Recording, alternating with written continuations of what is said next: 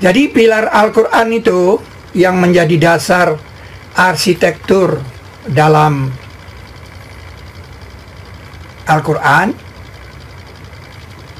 itu bilangan ayat Al-Quran dipisah. Nah, contohnya surah Al-Baqarah. Surah Al-Baqarah ini kan ayatnya 286. Nah, kita bikin grafik baloknya. Nah, 2 di sini. Di daerah ratusan 2, daerah puluhannya 8, di daerah satuannya 6. Nah, bismillahirrahmanirrahimnya di sini. Dia ada, jadi tingginya 1 sini. Nah, seperti ini dia yang dimaksud dengan pilar Al-Quran itu. Surat ke-9 misalnya, ayatnya 129. Nah, 1 di sini, 2 di sini, 9 di sini, dan di sini tidak ada karena surat ke-9 tidak mempunyai basmalah pembuka. Dan surat ke-7, surat ke-1 ayatnya kan 7. Jadi juga tidak punya basmalah pembuka karena basmalahnya sudah ada di ayat 1. Nah, kalau dilihat dari bilangan biji ini seperti biji sepoa. Nah, ini ratusan, ini puluhan, nah, ini satuan.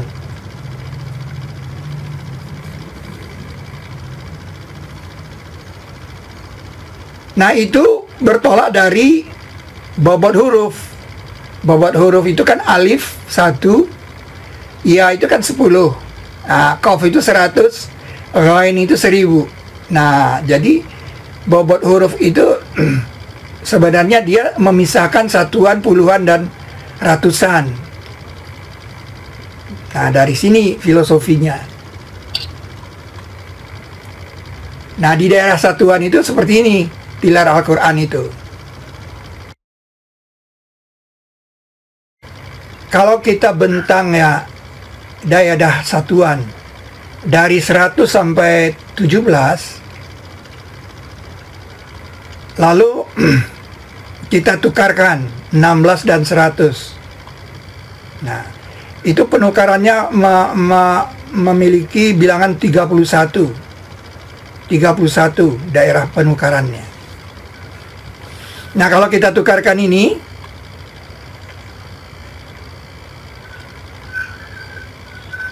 nah, inilah awal dari cerita penukaran. Ya. Terjadi bentuk seimbang, ada 8 bentuk seimbang terjadi. Ya. 8 bentuk seimbang.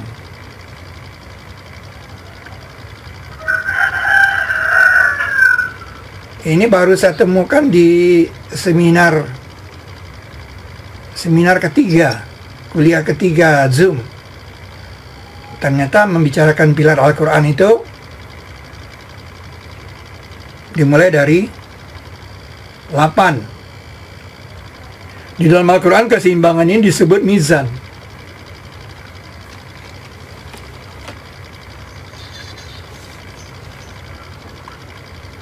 Nah, di sini ada kode 16101. Nah, 16101 ini berisi tentang penukaran. Iya, 16101 itu ayatnya berisi tentang penukaran.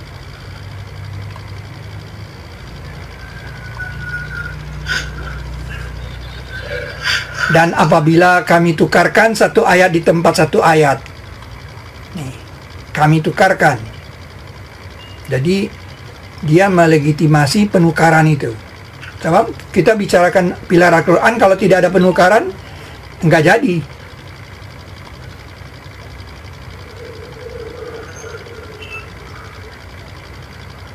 Al-Quran surat ke-16 ayat 101. Allah lebih mengetahui karakter apa-apa yang dia turunkan.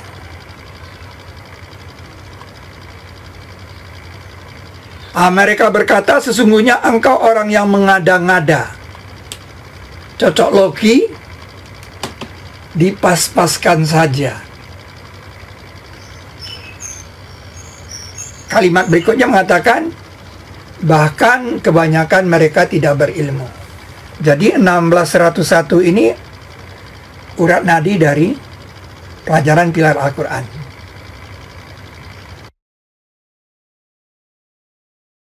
Sekarang bangun Y. Bangun Y itu dari 25 sampai 56 itu ada bangun Y di sini nih. Tapi perlu penukaran. Nah, dua penukaran itu menyebabkan dia bentuknya simetris. Dan itu memenuhi kriteria 19. 19.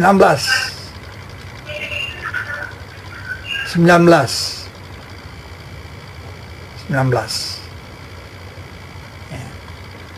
Jadi ada 3 penukaran 19 di sini. Nah, bangun Y.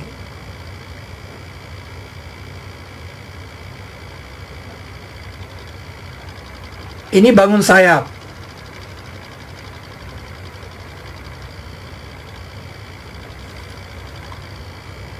Nah, bangun Y ini bisa jadi model bangku. Model bangku. Dan itu ada kodenya di sini 54 dan 55. Surat ke-54 ayat 55 itu membicarakan tentang bangku, tempat duduk yang benar di sisi raja yang berkuasa. Jadi di bangku ini ada nomor ini.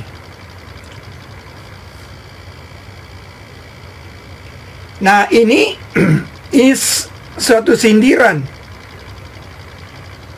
bagi yang sedang belajar. 2544 tadi ditukarkan, dia 43 tadi ditukarkan dengan 25 sehingga dia jadi seimbang ini. Nah, 2544 untuk para mahasiswa yang sedang belajar. Nasihat ini sudah sejak abad ke-7, sejak Al-Quran itu turun sudah disebutkan. Nah, apakah engkau kira kebanyakan mereka mendengar atau mengerti? Nah, ini luar biasa. Jadi kebanyakan mahasiswa cuma datang saja, tapi tidak mendengar dan tidak mengerti. Padahal tujuan dari dibikinnya sekolah itu mendengar dan mengerti. Bahkan ini dikatakan seperti Al-An'am,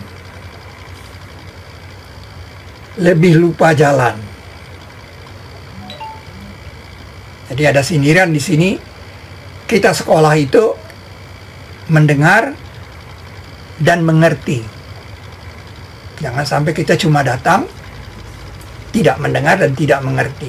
Ya, ini perlu ditekankan kepada mahasiswanya.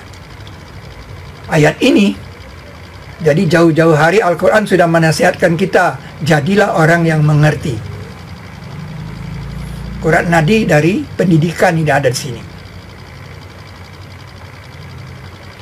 Nah, jadi bangun Y itu seperti kapal.